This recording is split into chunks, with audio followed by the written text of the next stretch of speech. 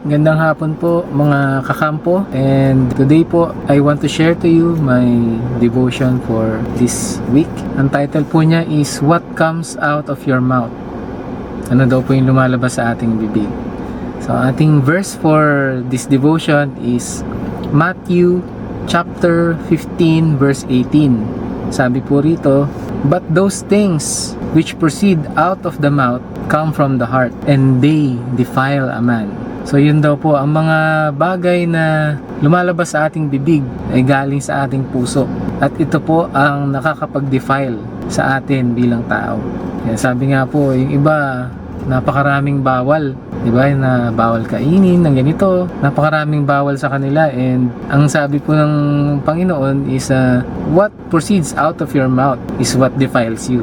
The Bible stresses that what you say is an accurate indication of what is in your heart. So yun po ang sinasabi sa atin ng salita ng Diyos, na kung ano daw po yung ating mga sinasabi na regular sa araw-araw ay isang indikasyon kung ano ba yung laman ng puso natin. If your words bless and encourage others, they give evidence of a compassionate heart. Tama nga naman po, di ba? Kung madalas na lumalabas sa bibig natin is blessings, pagpapala sa ibang tao, pag-i-encourage sa ibang tao, ibig sabihin, tayo ay merong compassionate heart. If you often share the good news about Christ, you demonstrate a heart that is grateful for your own salvation. Para sa mga kapatid po nating mga Kristiyano dyan, laman po ba ng bibig natin? Lagi po ba natin sinasabi yung salvation na tinanggap natin sa Panginoon? Hindi natin mapigil yung ating sarili na i-share yung good news o yung gospel sa ibang tao. Ibig sabihin lamang na tayo po ay tunay na nagpapasalamat sa ating tinanggap sa Panginoon at gusto rin natin itong tanggapin ng ibang tao. When others are in a crisis, do they know they will find peace and comfort in your words? Do you frequently and spontaneously offer prayers for others? Do your words and the manner in which you say them reveal a patient heart? All of these behaviors indicate a heart that is like the heart of the Father. Pag tayo ba ay nilalapitan ng mga tao para humingi ng advice, or ano lang, kahit hindi naman hihingi ng advice, maging tagapakinig lang habang sila ay naglalabas ng kanilang mga saloobin, pakiramdam nila pag tayo ay nakikinig sa kanila, sila ay nagkakaroon ng kapayapaan. Ito yung kabaligtaran naman. Do you often regret your words? Are there people even now who are hurt or angry because of something you have said? Isip-isip ako. Alam ko ako marami. Napakarami na siguro ng bagay na nasabi ko sa ibang tao na nakasakit sa kanila, nakapagpagalit sa kanila, knowingly and unknowingly. Lalo na nung hindi ko pakilala ang Panginoong Hesus, wala pa akong relasyon sa Kanya. Nako, baka everyday yata, lahat yata ng nakakasalamuha ko ay nasasaktan. Masyado akong frank noon. Yung spontaneous, minsan hindi na nag-iisip ng sinasabi. Pag may nakita ako na sa tingin ko, sa perspective ko, hindi tama, hindi ayon sa gusto ko, magbe-blurt out na lang ako ng salita, not knowing or not realizing na ako ay nakakasakit na ng aking kapwa. So yun lang yung reminder sa atin ngayon, na every time we talk to other people, i-weigh din natin yung ating mga salitang bibitawan or sasabihin. Maging patient tayo. Medyo may pagka-perfectionist dati. And sa tulong ng Panginoon, unti-unti ay binibigyan niya ako ng puso na maintindihin or understanding heart na nakakaunawa sa aking kapwa. Kasi wala naman talagang perfect, 'di ba? Kahit naman sino, kahit na si Mang Perpekto, hindi pa rin perpekto. Lahat tayo may weaknesses, lahat tayo may pagkakamali, lahat tayo nagkakamali. Do you tend to criticize others? Do you feel that you are not responsible for what comes out of your mouth when you are angry? Ito yung iba kasi okay lang naman yung criticism, di ba? Basta constructive criticism, and sasabihin mo siya ng may pag-ibig, yung parang with love, with care, na gusto mo talaga, sa motive mo, sa heart mo is gusto mo siyang mag-improve sa kanyang ginagawa. Ang problema kasi yung ibang tao, puro criticize lang ang alam, di ba? Puro pagpansin lang ng mali ng iba, wala namang ino-offer na solution, wala namang pakialam kung masaktan yung kausap niya.